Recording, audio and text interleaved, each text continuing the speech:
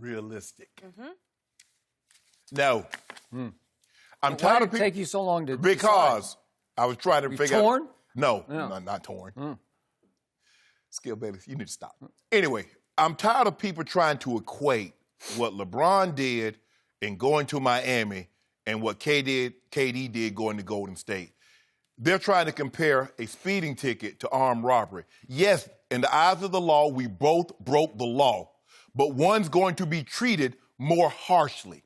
You remember, before LeBron arrived, they had won 47 games. They went out in the first round. Before KD arrived, they had 73 wins and lost in the NBA Finals in a Game 7. They also, well, go ahead. But would you tell me about Draymond? He went crying into the parking lot and immediately called up one Kevin Durant and said, "Come save us. Right. We need you." Yeah, we did. Right? Did. Okay, did go that. ahead. That's go true. ahead. That's fact. All right, okay. And when he did that, Skip, how do you equate, says, okay, 47, so the team that KD joined plus 26, a two-time league MVP. Steph Curry is the only man in the history of the game to ever win the MVP award unanimously. And all the greats, Russell has 5, never done that. Jordan has 5, never done that. Kareem has 6, never done that. LeBron has 4, never, ever done that. That's what KD did, linked up with that. Okay, let's go to, second of all, MVPs in the regular season is 4-1. Bron. All NBA first teams, 12-6. Bron. All first team, all defense, 5-0. Bron. Do you know, Skip Bayless, since LeBron James has entered to the NBA, he's led his team in a scoring and assist all 16 years. Do you know Kevin Durant has never led his team in assists? Never, ever in his long-legged life has he done that. So, Skip Bayless, it's hard for me to believe a scenario in which my guy has one regular season MVP can be past the guy that has 4, that has 12 first-team All-NBAs. And I tell you what, you know what? Let me tell you how he can do it, Skip. If Kevin Durant were to go join the Atlanta Hawks and get them to the NBA Finals, tell them to come talk to me. How about the New York Knicks? No. No? Why not? Because they're loaded, right? This is what we know. No, they're not. Hold on. This is what we know. When Kevin Durant left OKC, Russell took that team to the playoffs. When LeBron left the Miami Heat, what happened the following year? When LeBron James left the Cleveland Cavaliers, the worst team in the NBA is who, Skip? Is it my turn? It's your turn. Take it away. Thank you. You made a really good stab at trying to protect your I ain't man. trying to protect nobody. By the way, he's just sitting at home watching us right now. He's not even getting ready for any playoff games because he missed the playoffs. Oh, Kevin Durant's never missed the playoffs. I just want you to say that. Never. Well, I'm about to shred everything that you just said. Try. Because here is the point, and I've been trying to drive this point home to you for 2 years on this show. Kevin Durant is already on his way to passing LeBron James as the second-best player ever. And trust me, neither of them will ever come close to the GOAT, the absolute all-time walk-away, no questions about to be asked better than GOAT. Jordan? No. Okay, that's the LeBron guy. already to go. Says you. LeBron, No, go. says me. So here's what's happening. Okay. Kevin Durant, right before your very eyes that you can't focus, has, I guess you got James Harden. So maybe you got raked. I got poked in LA Did you get hard. raked? Okay. Yeah, you got it. You got a lacerated eyelid. I don't know. What's wrong with you? Something's up. But here's the point. Over the last 2 years, Kevin Durant has taken over this league. He is now determining the outcome. He is the difference maker who is deciding the championships of the National Basketball Association, and he will decide this year's, and on July 1st, he will decide the next couple of 3 championships, because I'm pretty sure he will go to New York, and then we'll start to see what happens. And if he goes up there and starts doing what he has been doing, you're going to be in bigger and bigger and bigger trouble, because your guy's legacy is pretty much what it is and will be, because I don't think he can add much to his legacy. Oh, he going can't, forward. but KD can. Well, KD can. KD's just 30 years of age, so he's got. So LeBron. So now I'm make sure I'm hearing you correctly. Okay. So if LeBron wins another MVP, LeBron wins another title, that does nothing to his legacy. No, it would enhance, but how's he going to do that unless Kevin comes to L.A.? If you got me there, if Kevin comes to join the Lakers, you got it. Oh. You got me. Okay. But even if he leaves the door open in the West by leaving Golden State, your legacy is still in even more trouble because he'll go to the Eastern Conference and start dominating there. So what have we seen over these last 2 years? As you said, Golden State was up 3-1 in the finals over LeBron James Cavaliers. And what happened right on schedule? Steph came up even smaller than he often is in the postseason. And Klay just disappeared like he occasionally does in the postseason. And Draymond Green occasionally through that span, after he got suspended for that pivotal Game 5, he occasionally looked like the second-round draft pick that he was. And I'm going to say it again. If you took those three and just put them in the park and you're choosing sides, you're just choosing up to play 5-on-5 shirt skins, and you look at those three, I just don't know if you're picking them automatically 1, 2, 3 if there are 10 guys lined up in the park because they don't look the part. Any of those three guys just don't look the part.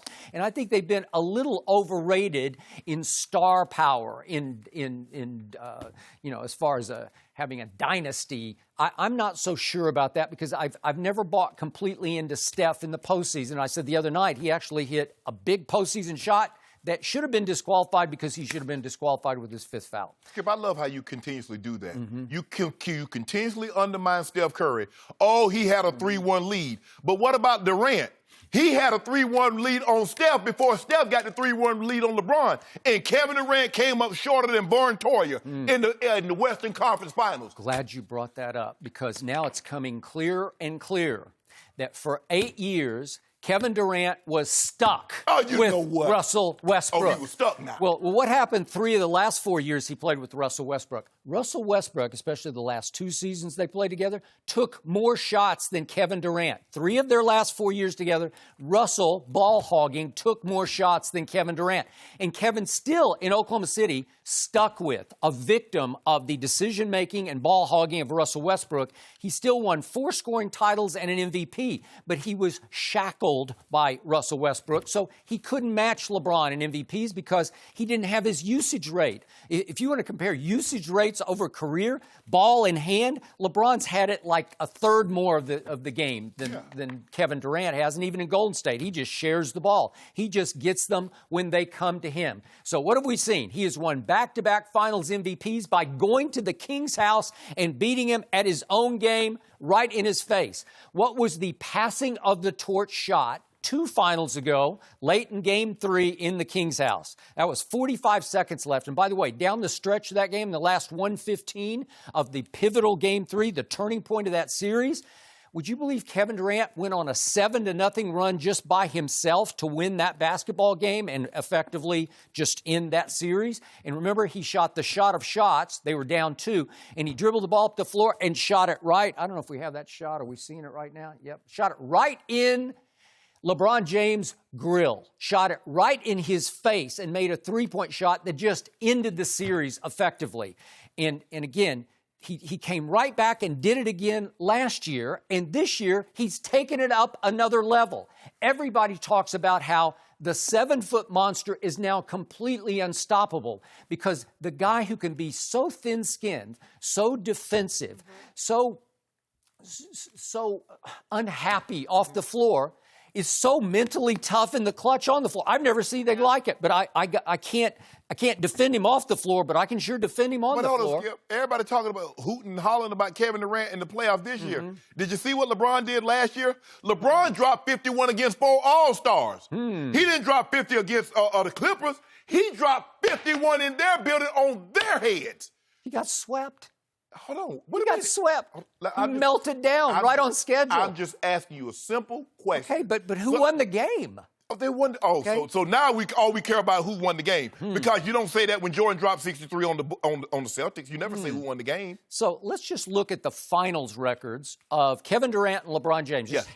They're not always head-to-head, obviously, but would you believe that Kevin Durant in NBA Finals has averaged 32, 8, and 5, and he shot 43% from the three-point line in the NBA Finals? Yeah. So LeBron's averaged 28, 10, and 8. Really good, but he's only 34% from the three-point line and only 74% from the free throw line, where Kevin Durant is 91%. Well, field goal percentage. 55% for Kevin Durant, 47% for LeBron James. So I can just match up their finals, and obviously... With 3? So all you're going to do is take 3. All you're going to do is take 3. LeBron has been 9 times. Okay, I got it.